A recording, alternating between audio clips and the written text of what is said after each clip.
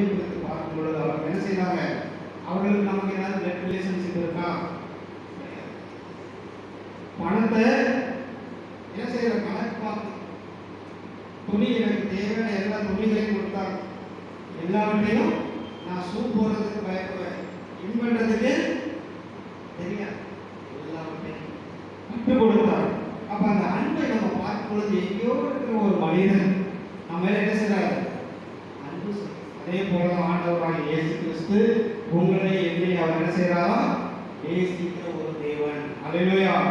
அப்ப நீங்கள் கெட்டு போகாமல் நித்திய ஜீவனை அடைய பாவிகளை ரட்சிக்கும்படியாக இந்த உலகத்திற்கு இயேசு. அப்ப இன்றைக்கு பார்க்கும் பொழுது இந்த உலகத்தில் இயேசு இருக்கிறார் என்று சொல்லி அநேக மக்கள் விசுவாசிக்கவே நம்பவே இல்லை. இன்றைக்கு நீங்க வேதத்தில் பார்க்கும் பொழுது என்ன செய்யறது? ஒரு வசனம் சொல்லப்பட்டிருக்கு, பிணியாளிக்கு யார் வேணும்? வைத்தியருக்கு பிணியாளி. யார் வைத்தியர் யார் பிணியாளின்னு என்ன செய்யல? எல்லாருக்கும் என்ன இருக்கு? நோய். எல்லாருக்கும் பிணியாளி தான். ஆனா ஆண்டவர் எப்போ சொல்றாரு?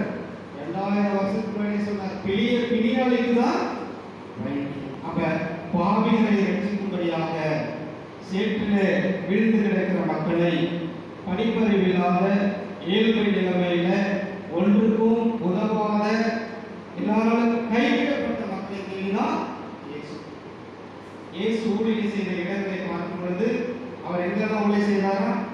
கலிலேயா, யூதேயா, பெத்தானியா, சமாரியா, இந்த இடங்கள் எல்லாம் எப்படிப்பட்ட இடங்கள்? நல்ல உயர்ந்த மனிதர்கள் வாழ்ந்த இடங்கள். பெத்தானியா எப்படிப்பட்ட இடமா? நிறைய ஊர்களில் பார்த்தீங்கன்னா மதுரை, இந்த சில இடங்கள்லாம் பார்த்தீங்கன்னா பெத்தானியா போறது. அடுத்து கலிலேயா, இந்த இடம்லாம் மீனவர், மிகவும் துர்நாற்றம் ஒரு மனிதர், நாட்டம் எடுத்த ஒரு யாருமே போவார்.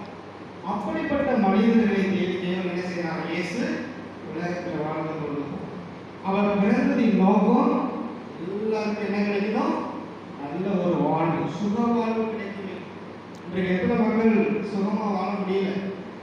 இன்றைக்கு கூட வீடு இல்லாம இருக்கிறவங்க எவ்வளவு பேர் இருக்காங்க, நல்ல உடை இல்லாம உணவு இல்லாம இருக்கிறவங்க எவ்வளவு பேர். ஆனால் ஆண்டவர் இவர்களுடைய வாழ்க்கையில ஒரு சந்தோஷத்தை உண்டாக்கும்படியாக தான் இந்த உலகத்துக்கு. அல்லேலூயா. அப்ப இன்றைக்கு நீங்கள் நான் இந்த பூமியில வாழ்கிறோம் என்று சொன்னால் ஆண்டவருடைய கிருபை. அல்லேலூயா. எத்தனையோ மக்கள் என்ன செஞ்சாங்க? கொரோனாவுக்கு அவர்கள் பாதிப்பு போனாங்க.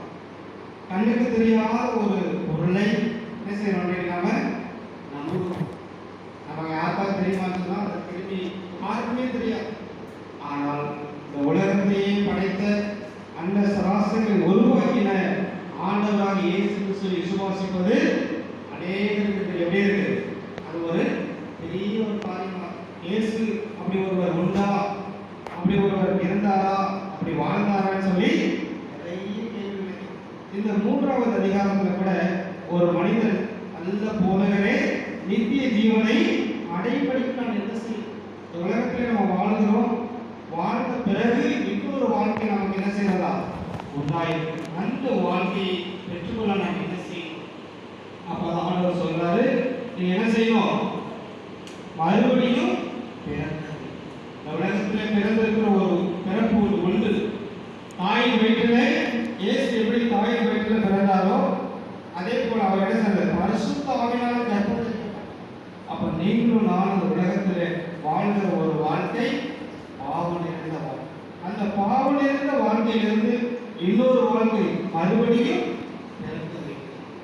அதுதான் ஒரு கிறிஸ்துவுக்குள்ள இருந்தால் அவர் புது சிருஷ்டியாய் இருக்கிறான். பழமைகள் எல்லாம் அப்ப கிறிஸ்துவுக்குள்ளாக ஒரு மனிதன் வரும் பொழுது அவனுக்குள்ள செயல்பாடுகள் எப்படி இருக்கலாம்? இந்த உலகத்துக்கு நீங்கள்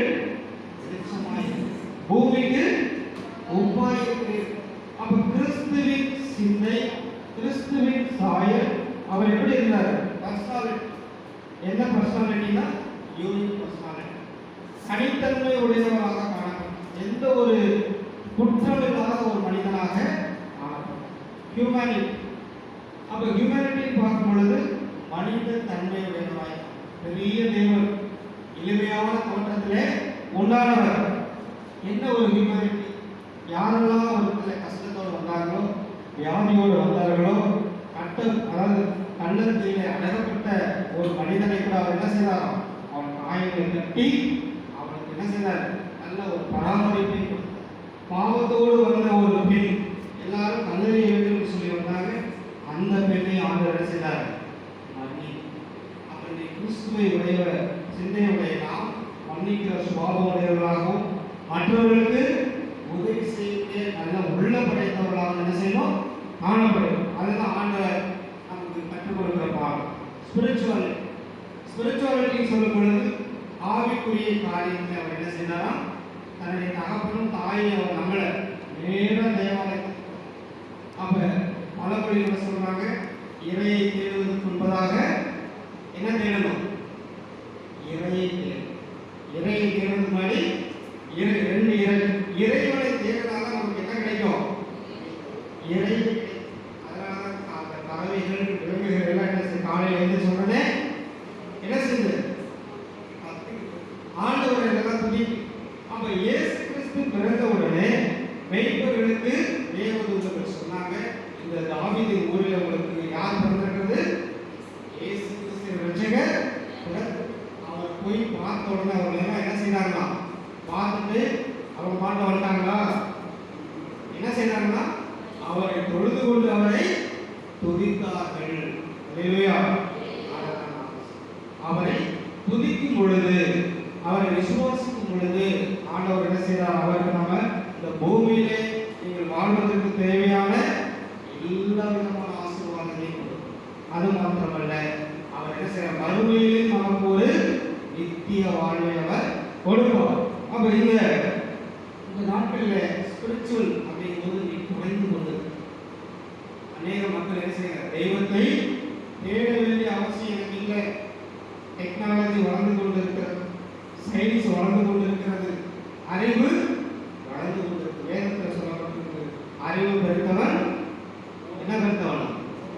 நோவு.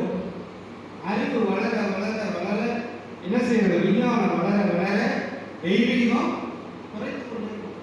எதற்காக நாம் தேவனை தேடணும்? ஏன் நான் கடவுளை வழிபடணும்? அநேக மனிதர்கள் இப்படி சிந்தித்தா என்ன செய்யறாங்க? வீணாய். அப்ப இன்றைக்கு நாம் என்ன செய்யணும்?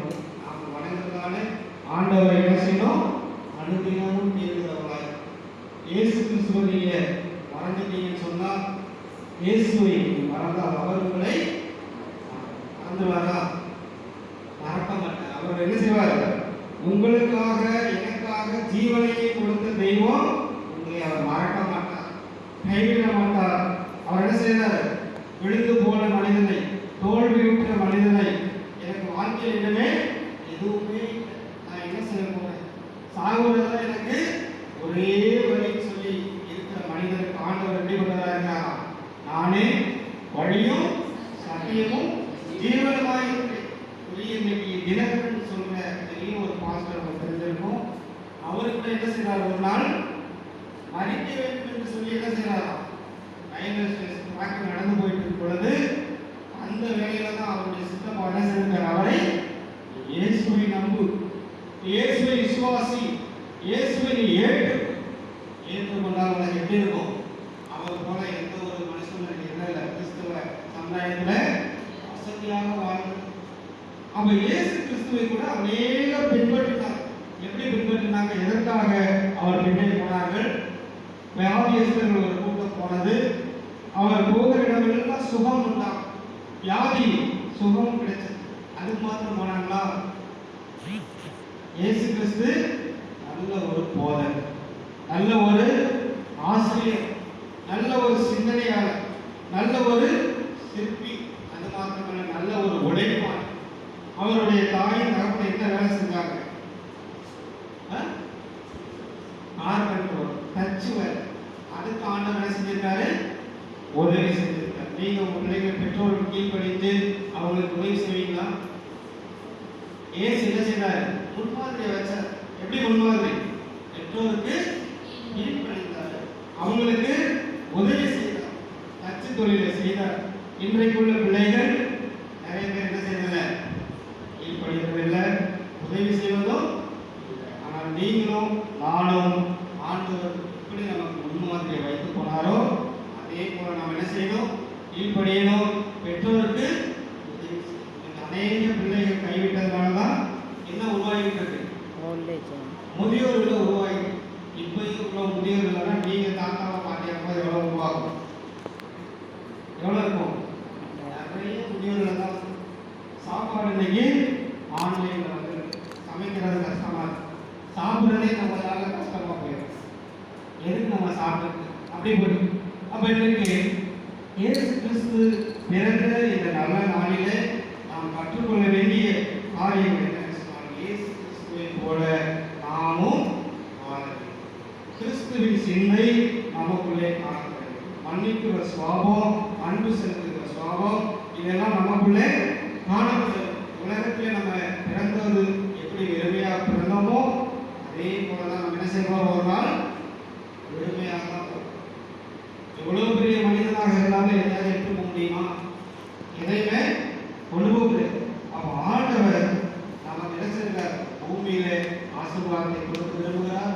அதே நேரத்தில் நீங்கள் மறைத்த பிறகு பரலோகத்திலேயே உங்களுக்கு ஒரு சுக வாழ்வு, ஒரு நித்திய வாழ்வு உண்டு.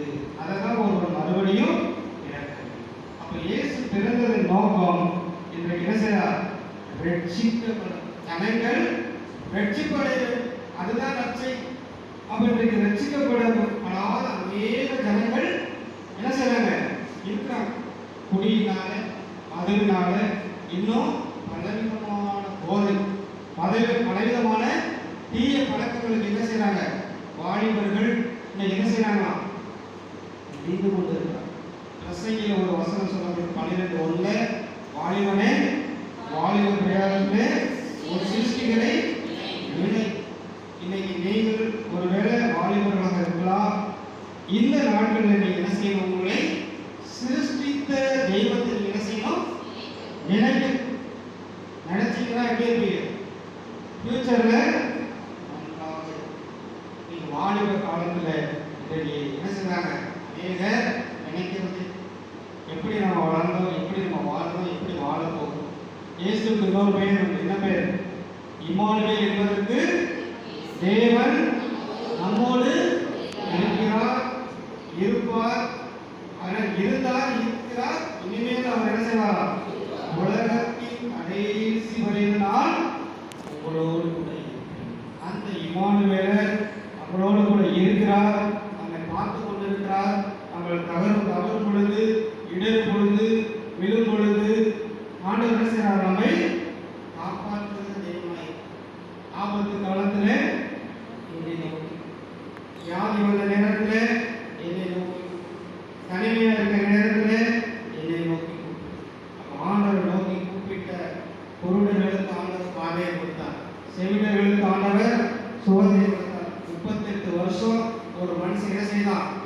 வியாதியில் படுத்துக்க 38 வருஷம் மிகவும் கஷ்டமான ஒரு வாழ்க்கை.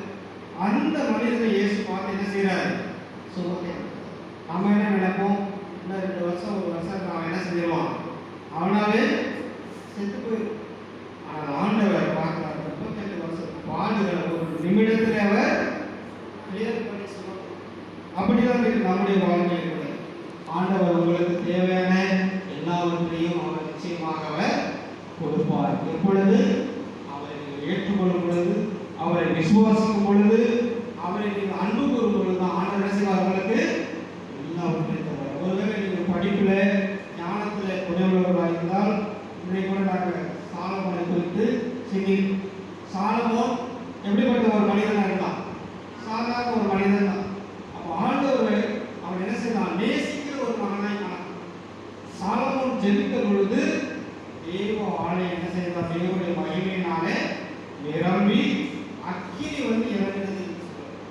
நீங்களும் நானும் சாதாரண ஒரு மனிதராக இருக்கலாம். ஆண்டவரை நேசிக்கிற ஜெபிக்கிற ஒரு மகனாக இருந்தால் ஆண்டவர் என்ன செய்வார்? பெரிய ஒரு ராஜாவாக. தாவீது யாரு? 4 பேர் கொண்டிருந்த ஒரு சிறுவன். அந்த சிறுவனை ஆண்டவர் என்ன செய்தார்? பெரிய ஒரு ராஜாவாக.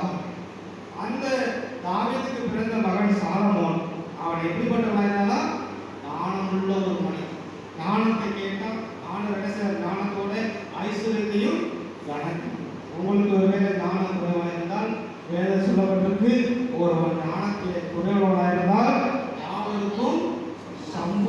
சமமாய் கொடுக்கிறது. இவங்களுக்கு கொஞ்சம் கொடுங்க, அவங்களுக்கு கொஞ்சம் எனக்கு அதிகமாக கொடுங்க அப்படி இல்லை. யாவருக்கும் சம்பூர்ணமாய் கொடுக்கிற தேவனிடத்தில் கேட்டு பெற்றுக்கொள்ள. அப்ப சாலமோனுக்கு அந்த ஒரு தானத்தை கொடுத்தார். ஆண்டவர் அவனை தரிசனமானார். அடுத்தபடியாக தான் ஆலயத்தை கட்டுபடியான ஒரு பாக்கியத்தை ஆளுபடியான ஒரு பாக்கியத்தை உங்களை என்னையும் தேவன் அவ்விதமாக அழகு பார்க்கிற ஒரு தேவன். நீங்கள் ஒரு வேலை இன்றைய தினத்தில் இயேசுவை அறியாதவர்களாகவோ இயேசுவை குறித்து தெரியாதவர்களாக இருந்தாலும் கேட்ட இந்த சத்தியத்தின்படி இயேசுவை நீங்கள் ஏற்றுக்கொள்ளும் பொழுது உண்மையான ஒரு தெய்வீக அன்பு உங்களுக்கு. யாருமே தெரியாத ஒரு மனிதன் என்ன செய்தார்? நேசித்து என் மேல அன்பு கொடுத்தார். எனக்கு தகப்பன் கொடுக்காத ஒரு பணத்தை, தகப்பன் கொடுக்காத ஒரு சந்தோஷத்தை என்ன செய்தார்? அப்ப நினைச்சு பார்க்கும் பொழுது ஆண்டவர் எங்கேயோ இந்த ஒரு மனிதனை அனுப்பி நமக்கு தேவை எல்லாத்தையும் கொடுப்பதே இருக்கும். கிறிஸ்துமஸ் துணி எடுக்க முடியாத எத்தனையோ பேர் இருக்காங்க. பிரியாணி சாப்பிட முடியாதவங்க எத்தனையோ பேர் இருக்காங்க. ஆனாலும் ஆண்டவர் அவர் எப்போ அதிகமாக நேசிக்க ஆரம்பிக்கணும் அன்றையிலிருந்து எனக்கு என்ன செய்தார்? எல்லாருக்கும் ஆண்டவரை நீங்கள் அதிகமாக நேசிக்கும் பொழுது, விசுவாசிக்கும் பொழுது நிச்சயமாக அவரைகள் நீங்கள் மாத்திரமல்ல உங்கள் பெற்றோருக்கோ உங்களை சார்ந்த யாவருக்கும் இயேசுவின் அன்பை நீங்கள் விசுவாசி அவரை நேசிக்கும் அவர் மேல் அன்பு கூறும் பொழுது இம்மானுவேலாகிய தேவன் அவர் என்ன செய்வாராம்? நம்மோடு கூட அவர் நம்மோடு இருந்தால் என்ன நடக்கும்? எந்த ஒரு தீங்கும். ஆனால் இன்றைக்கு உலகம் முழுவதும் பிணியினாலே வியாதியினாலே எப்படி இருக்கு? சூழ்ந்து காணப்படுது. அப்ப பிணியாளிக்கு தான் வைத்தியம் வேணும். பிசிஷியன் யார்? டாக்டர் யார் தேவை? நோயாளி. எல்லாருக்கும் ஒரு விதமான நோய்க்குள்ளாக நம்ம என்ன செய்யணும்? இன்னைக்கு உலகமே கட்டப்பட்டு இதை செய்யாதன்னா நம்ம சொல்லும்போது செய்ய மாட்டோம். ஆனால் இன்னைக்கு அரசாங்கம் என்ன செய்யுது? செய்யாதான்